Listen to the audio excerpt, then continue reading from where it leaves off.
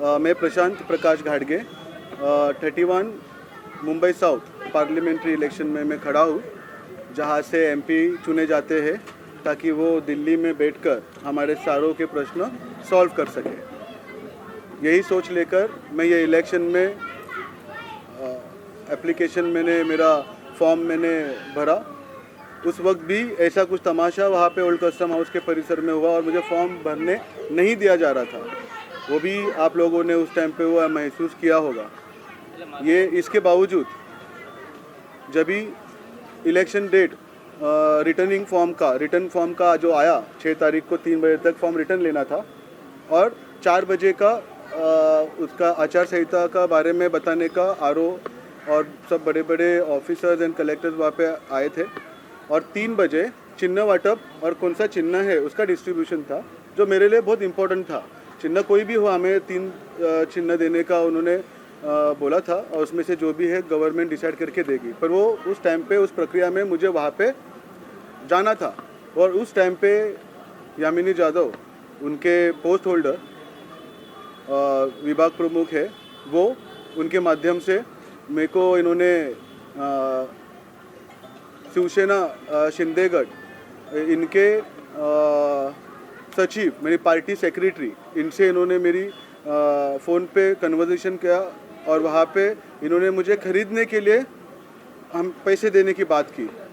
Second, तुम हारने वाले हो ऐसी बात की, तुम जीत के क्या करोगे, उससे अच्छा तुम हमें सपोर्ट करो। प्लस वो जो जीता जो खड़ा है वो जात का अपने जात का बंदा नहीं है और जात का है, तुम हमारे जात के हो और इसीलिए खड़े रहो।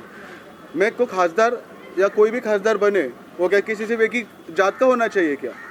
उसका जाति नहीं होना चाहिए। हाँ, सब कास्ट का रिस्पेक्ट करना चाहिए, वो अलग बात है। वो कास्ट के जो प्रॉब्लम्स है, कास्ट सर्टिफिकेट बनाना, ये सारे चीज़ उस पर आप बात नहीं किए, जात की बात किए और बोले वो बाहर का जात का है, कोई भी कैंडिडेट हो, ऐसा मुझे बोलना ये गलत है।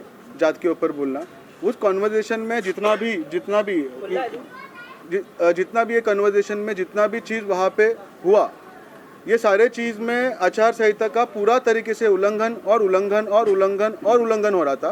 क्योंकि उसी घटने के बाद 4 बजे की जब आरओ यानी कि अपर कलेक्टर जिनको हम फॉर्म भरने के टाइम पे उनको देते हैं और उनके थ्रू से वो प्रक्रिया में हम चुने जाते हैं इलेक्शन प्रक्रिया में, और उन्होंने ही बताया कि इस तरीके से बोलना, पैसे देना, ऐसे बात करना, ऐसा ये करना, खास करके जो भी कैंडिडेट्स के प्रतिनिधि है या जो भी है, तो एक पार्टी सेक्रेटरी ने बात की है, वो प्रूफ हो चुका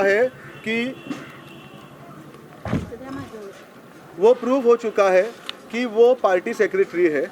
उसके हिसाब से, उसके बायलॉज के हिसाब से, उसके एबी फॉर्म के हिसाब से जब भी उनको हमें 10 प्रतिनिधि देनी चाहते 10 प्रतिनिधि हमें देना होता है और एक पार्टी वाले को एक ही प्रतिनिधि चलता है।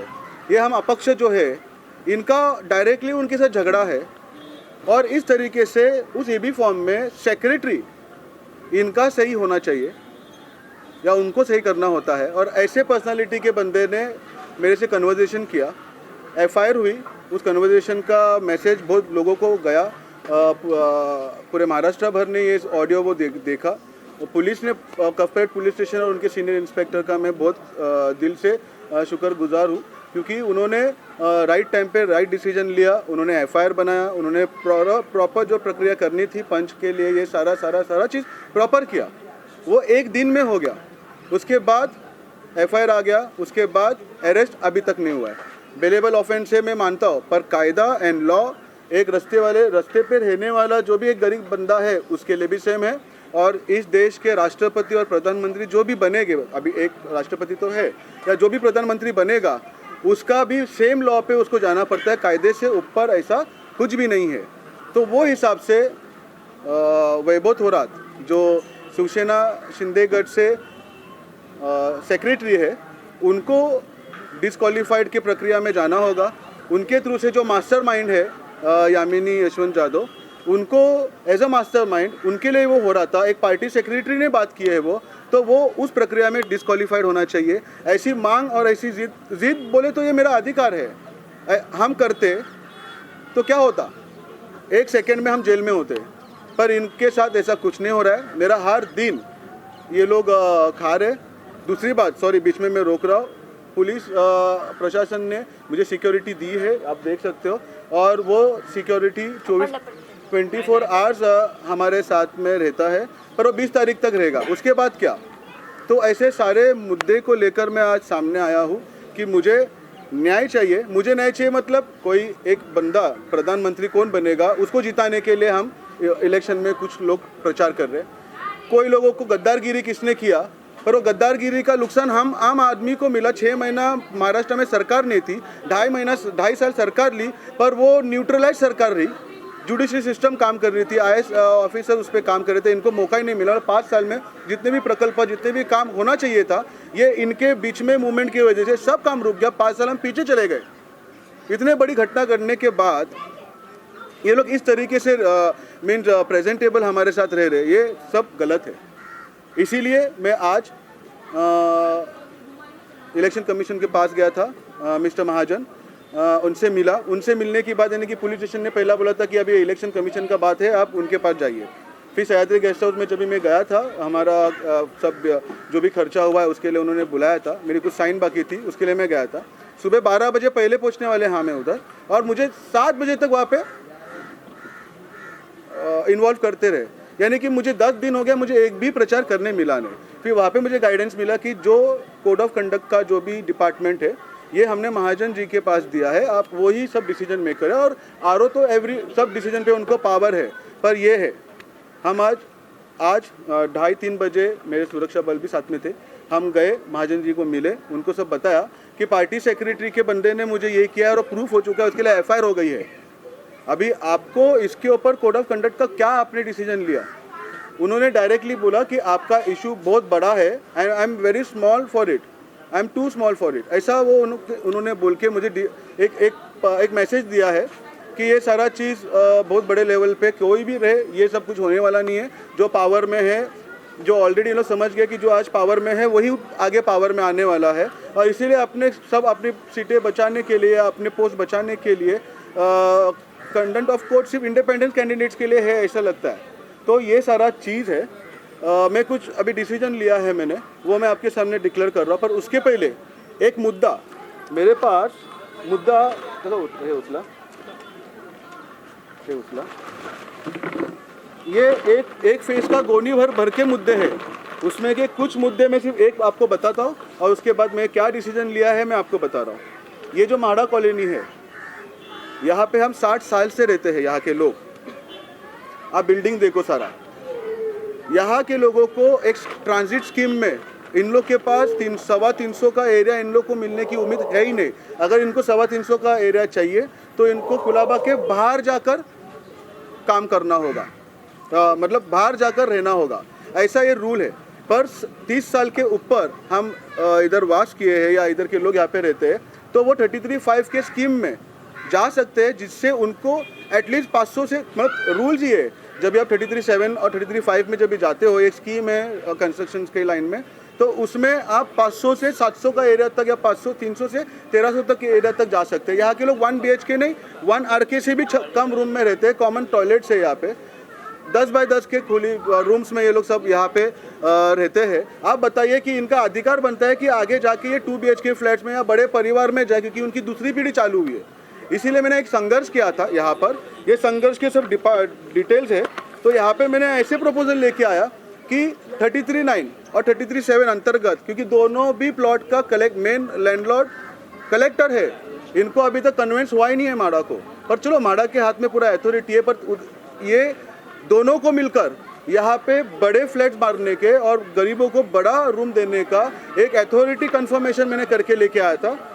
वहाँ पे हमारे आमदार साहब राहुल नार्वेकर जी, उनको उनके लोगों को बिल्डर बनाना है, पैसे ऐंठना है, 225 के एरिया में सबको शिफ्ट कर रहे हैं। आचार संहिता के इसमें संडे के दिन इन्होंने प्रेशराइज करके माड़ा के अधिकारियों से ये लोगों ने नोटिस भेजवा, सभी पब्लिक को गुमराह कर दिया। कैबिने यहाँ पे लॉटरी पे बटी गई, कैबिने सेटिंग करके ये लोगों ने पूरा प्रोसीजर किया और इनका मिसअंडरस्टैंडिंग क्रिएट करके 225 के ट्रांजिट कैंप में इन लोगों ने इनको शिफ्ट किया। मतलब अभी और 25 साल रुकना पड़ेगा 3324 के लिए, ताकि हम एक नया 600-700 का एरिया के लिए जाए, जो हमें अभी अधिकार है। ये इन्होंने मार दिया। संडे के दिन इन लोगों ने प्रचार किया, नोटिसें बांटे, और मंडे के दिन घाई घाई में 11 जन को ये लोगों ने चाबियाँ बांटे। और प्रश्न है 250 लोगों का, 250 लोगों को मिसअंडरस्टैंडिंग करके इन्होंने 225 का फ्लैट किस तरीके से दिया, बाकायदे इनको 500 का अधिकार है। ऐसे बहुत सारे प्रश्न मेरे पास है। दूसरा, इन्होंने बोला पॉलिसी नहीं बन सकती है, पॉलिसी नहीं हो सकती है, क्योंकि ऐसा होता नहीं है, हम लॉ के बगैर बाहर जा नहीं सकते। ठीक है, ये एबीएल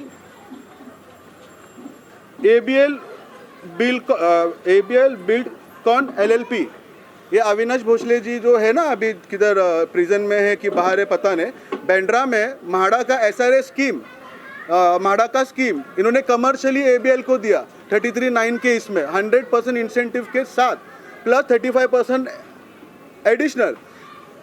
बीकेसी में म्हाडा जैसा यही जो कंडीशन है यहाँ की, वही कंडीशन वहाँ पे भी है। तो ये LOI कैसा पास हो गया? ये जो एबीएल कंपनी है, ये कंपनी क्या है, ये इनको कैसे पास होते? आउट ऑफ द वे जाके आपने एक कमर्शियल वर्क करके दे दिया ना, 7 का 5 का 6 का FSI मिला है इनको, जहाँ पे फनल का बात है, वहाँ पे हाइट रिस्ट्रिक्शन का बात है, जो हमें इन लोग बताते हैं। कुछ प्रकल्प करने गए, डिफेंस का प्रॉब्लम, ये करने गए हाइट रिस्ट्रिक्शन का प्रॉब्लम, ये करने के गए मैंग्रोव्स का प्रॉब्लम, ये करने गए ये रिजर्वेशन होते क्यों है? हटाने के लिए ना, इधर हट गए ना। आपका अविनाश भोसले ने एबीएल कंपनी आपकी होती कौन है? ये एक एग्जाम्पल है, ताकि मैं आपको प्रूफ कर सकूं कि ये सारा चीज़ सिर्फ बड़े लोगों का है। और हम यहाँ पे डेमोक्रेसी के नाम पे हम यहाँ पे सिर्फ और सिर्फ एक शीट बन के रह चुके हैं। भड़कना, गालियाँ देना, ये मेरा आदत नहीं है। परेशान हो चुका हूँ मैं। कैसे रहूँ मैं इतने छोटे घर में? खासदार की लेवल के ही मुद्दे बांटूंगा ना मैं। ये चलता है ना यहाँ पे, तो यहाँ पे भी करो ना। ये इन्होंने नहीं किया, और ये प्रूफ है, शासन के ये सब डॉक्यूमेंट्स है जिससे प्रूफ है कि 33(7) का स्कीम होता है। ये इनका एक ठाकुरद्वार में, एक कांदेवाड़ी में एक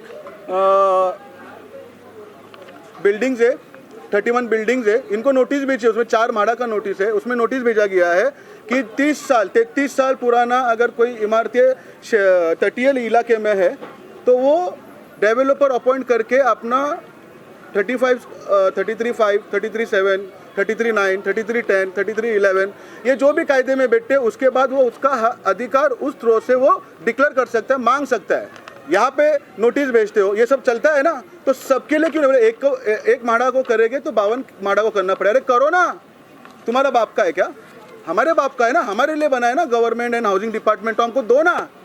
हमें क्यों ऐसा गंदगी में ठहरा जा mean why we are staying here without any reason? We are treating like we are shit और डॉग और आई डोंट नो हम कौन है। इसके बाद ये सारा मुद्दा था, बहुत सारे मुद्दे एक एक खोल दूंगा ना तो प्रॉब्लम हो जाएगा। पहले मुझे अभी एबीएल का और अविनाश भोसले का ये स्कीम म्हाडा ने कैसा किया, इसका सिर्फ एक आंसर अभी वो डिपार्टमेंट दे, फिर मेरा निकाले। ये सारा चीज़ मैं करूँगा, इसीलिए इनको डर था, उसीलिए यामिनी जाधव और उनकी टीम या शिवसेना जो भी है, अरविंद सावंत है इसमें इन्वॉल्व, इसमें राहुल नार्वेकर है इन्वॉल्व, आगे जाके और इन्वॉल्व हो गए। ये सारे लोग, इसने 10 सालों में 5 सालों में, इसका यॉट है राहुल नार्वेकर का, गेटवे के सामने 2 यॉट खरीदा उसने 6 महीने के अंदर। वो यॉट के अंदर क्या रखने के लिए यॉट खरीदा? इनके सारे काले कमाई के जितने भी होते हैं ना डॉक्यूमेंट्स, वो सारे लोग यॉट में भरते। जाओ ईडी को बोलो यॉट सबके चेक करे। अगर सबके चिट्ठे नहीं खुल गए, लोग बैंक में नहीं रखते, स्विस बैंक नहीं है, ये यॉट इनकी बैंक है, खरीदते और यॉट के अंदर डॉक्यूमेंट्स रखते, यॉट के अंदर पैसा रखते, सेफ रहता है। क्योंकि अगर हम नॉटिकल माइल्स में, अगर हम पाकिस्तान में हमारा अगर यॉट होता है, तो इंडिया या इंडिया की डिपार्टमेंट वो यॉट के ऊपर कार्रवाई नहीं कर सकते, वो डॉक्यूमेंट्स पे कार्रवाई नहीं कर सकते। तो वो कंट्री के लोगों को परमिशन लेना होता है और तब वो डॉक्यूमेंट को रिवील करना होता है। कैसा करेंगे? There no all the policy. हमने इनको इंटरनेशनल लेवल पे लेके गए, तो उनको पैसे कैसे छुपाने? पानी में समुंदर इनका बैंक है। ये सारे यॉट अपने अपने कंट्रीज में रखते हैं जहाँ पे इनका माइग्रेशन या पॉलिसी बन गया है, और वहाँ पे सारे काले पैसे के सारे डॉक्यूमेंट्स है। और ईडी बीडी का नाम लेके बंगले पे छापामारी कर रहे हैं, हमें फंसा रहे। दे ऑल आर वन, ये सब फंसा रहे हमें। जाओ ना, मुझ जैसे कॉमन मैन को पता है कि यॉट के अंदर इन लोग डॉक्यूमेंट्स रखते हैं, पुलिस को नहीं पता रहेगा, ब्यूरो किसी को नहीं पता रहेगा। अरे यार गलत है ये। आज ये इलेक्शन में खड़े रहने के बाद आई गेट सम एक्सपीरियंस, और मुझे लगता है कि इंडिपेंडेंट कैंडिडेट या कोई भी कैंडिडेट हो, ये जो भाजपा सरकार बोलो, शिवसेना सरकार बोलो, जितने भी आज तक सरकार में आए हैं, सरकार से गए, सभी के मैं किसी के साइड का नहीं, किसी का मैं नहीं हूँ। मैं सिर्फ मेरे वर्क और मेरे काम और मेरा जो पैशन है कुछ करने का, उसके लिए मैं हूँ। मुझे सिर्फ इतना ही बोलना है, मुझे ज़्यादा चिट्ठी निकालना नहीं है। मैं अभी मेरे साथ हुआ उस पर आता हूँ, नहीं उस पर आता, वो तेलगी का तो ऑफिस तो कर ही रहा है। हेरिटेज डिपार्टमेंट में उसको ऑफिस खोलने का परमिशन कैसे दिया? ये कैसा एसेट में लिखा उन्होंने, एक हेरिटेज बिल्डिंग को ऑफिस किया है, जहाँ पे स्कैम हुए, जहाँ पे करोड़ों रुपए के स्टैम्प पेपर रखा गया था, वो कैसे क्या उधर वो ऑफिस बन गया? वो तो छोड़ो, मुझे ठकाया इन्होंने लेटर पे लेटर, और अभी बिंदास बोल दे कि your issue is very big and I am too small for it. तो ठीक है, अभी ख़त्म हो गया। मुझे वही बोलना है, मैं हार गया हूँ, मेरे को नहीं पता मैं जीतूंगा हारूंगा, मैं उस पर था ही नहीं। विचारों से मैं जीता हूँ। बहुत सारा प्रतिसाद मेरे लोगों ने, मेरे वार्ड के लोगों ने, Colaba constituency, Malabar Hill constituency, Byculla constituency, Sewri constituency, Worli constituency, ये जितने भी कॉन्स्टिट्यूंसी, आज मलबार हिल कॉन्स्टिट्यूंसी, मुंबा देवी कॉन्स्टिट्यूंसी, ये 6 कॉन्स्टिट्यूंसी लोगों ने जो प्यार दिया है, यही मेरे को बहुत है। आपको वही लोग चाहिए जो आपको सताएंगे, जितने के बाद 2-2, 4-4 घंटा ऑफिस के बाहर रुकाएंगे, आपका ब्राइब ली जाएगी पर आपका काम नहीं होगा, क्योंकि सब काम इनके लिए बने हैं। अभी उसका अलीबाग में कितने प्रॉपर्टी खरीदा राहुल नार्वेकर ने? 150 करोड़ का टैक्स भरा है यामिनी यादव ने, इसके पहले भरा नहीं। हम 1 लाख भी टैक्स नहीं भरते, हमारे पास प्रॉब्लम हो जाता है गवर्नमेंट से। 150 करोड़ का अगर इसको टैक्स भरना था तो उतनी थकबाकी अभी तक भरी कैसी? और इलेक्शन के मूवमेंट में क्यों भरा उसने? Because it was a stunt कि मेरे पास बहुत पैसा है, मेरे विरोध में जाओगे तो आप खत्म हो जाओगे। मैं 150 करोड़ का एक दिन में अगर टैक्स भर सकता हूँ तो आप समझो मैं क्या कर सकता हूँ। It was a openly media bureaucracy के सामने उन्होंने सबको डराया है कि हमारे पास बहुत पैसा है, वो मैसेज है। तो मैं यही समझता हूँ कि मुझे नहीं लगता ये जंग ये होगी। आज मैं आपको बता रहा हूँ कि मैं 17 तारीख से अमरण उपोषण के लिए जा रहा हूँ। मुझे मेरा 10 दिन खराब कर दे, मेरा प्रचार ही नहीं हो पाया, मेरा कुछ भी नहीं हो पाया। अभी भी पुलिस कोर्ट ये कचहरी ये कर रहा हूँ। अरे 10 दिन तो फेयर गेम खेलते यार, वो भी नहीं उन्होंने करने पाया। आई एम सॉरी सभी को, मैंने कुछ प्रयास किया था कुछ नया करने का पर हो नहीं पाया। आई एम वेरी सॉरी। इनको वैसे भी सीट पीछे लेने का था ना। मैं आज डिक्लेयर करता हूँ, मैं सिस्टम, इलेक्शन सिस्टम, ये जो सिस्टम एज अ कैंडिडेट मैं हार चुका हूँ। ये इलेक्शन सिस्टम पावर्स को जिताने के लिए है। ये आचार संहिता ये सब फेक है, ईवीएम मशीन ये सब फेक है, कुछ नहीं है। डायरेक्ट सिस्टम ही है बिलोंग इसमें, और ये फेलियर ऑफ द सिस्टम है। मेरा विश्वास सिस्टम से उड़ गया है, ये इलेक्शन से मेरा सिस्टम उड़ गया है। ये एज अ कैंडिडेट मैं आज नहीं खड़ा रह रहा हूँ, मुझे काम करने का मौका भी नहीं मिलेगा। मैंने ये रख दिया और मैं डिसरिस्पेक्ट नहीं है, ये सिर्फ नॉर्मल है, ये कुछ नहीं है। यहाँ पे सिर्फ ये नेताओं के बच्चे लोग ही बड़े बनेंगे, नेता बनेंगे और शिट कर देंगे इसको, कुछ नहीं होगा ये यहाँ पे। तो 17 तारीख से मैं अमरण उपोषण पे रह रहा हूँ, क्योंकि मुझे खरीदने की बात की है। जब तक वो पार्टी का मेंबर वो और पार्टी एंड कैंडिडेट डिस्क्वालीफाइड नहीं होते तब तक का मैं अमरण उपोषण, खाना पीना मैं सब छोड़ रहा हूँ। हॉस्पिटल पहुँचूँ या कब्र में जाओ, मुझे कोई प्रॉब्लम नहीं है, पर मैं अभी ये जिद छोड़ने वाला हूँ। यही मुझे बताना था, क्योंकि उन्होंने बोला कि कोर्ट के बाद, इलेक्शन के बाद आप कोर्ट में जाओ, वहाँ पे रिट पिटिशन फाइल करो, ये प्रूफ दो and she will get disqualified. हो means a second number will be get a chance. मतलब ये दोनों में गेम खेलेंगे, शिवसेना हारेगी और शिवसेना जीतेगी। इधर सत्ते में शिवसेना भी है, इधर भी है, दोनों में अलग अलग नहीं है, दोनों में भी है। मीन्स सब गेम दो क्या और हमें बकरा बनाने का काम कर रहे। तो ये सब मुझे दिखाता है। 20 तारीख के बाद सिक्योरिटी हट जाएगी, सब हट जाएगा, मेरे को परेशानी होगी, तब परेशानी होनी है होने दो, पर आज वो परेशानी का मेरे को जवाब चाहिए। 17 तारीख से मैं अमरण उपोषण पे जा रहा हूँ। ये सब फेंकूं ना देते, मैंने मेरा प्रचार आज से बंद कर दिया। धन्यवाद। 17 तारीख को मिलते हैं आज़ाद मैदान में, यही बोलना है। जय हिंद, जय भीम, जय महाराष्ट्र। मैनिफेस्टो था, ये मेरा मैनिफेस्टो था। 10 दिन तक मेरा एक भी प्रचार नहीं हुआ है। आज सोचा था कि कल से मैं प्रचार करूँगा, तो सारी प्रक्रिया सामने रख कर, इसमें सारे मुद्दे 20 से 25 मुद्दे थे। अभी एयर कंडीशन को कोई मत करो, मत, मैं नहीं खड़ा हूँ, 10 नंबर का बटन कोई मत डालो। ये मुद्दे में मेरे कुछ काम के नहीं है। गद्दारों को सज़ा देने के लिए आप इलेक्शन में वोट डालो, मोदी जी को जिताने के लिए आप इलेक्शन में वोट डालो, सबको जिताने के लिए वोट डालो। हमारा भविष्य गटर में ही रहेगा, ताकि मुद्दे खत्म हो जाएंगे तो आप मांगने को आएंगे क्या? मैं ये मेरे मुद्दे छोड़ दे रहा हूँ, खत्म हो जाए।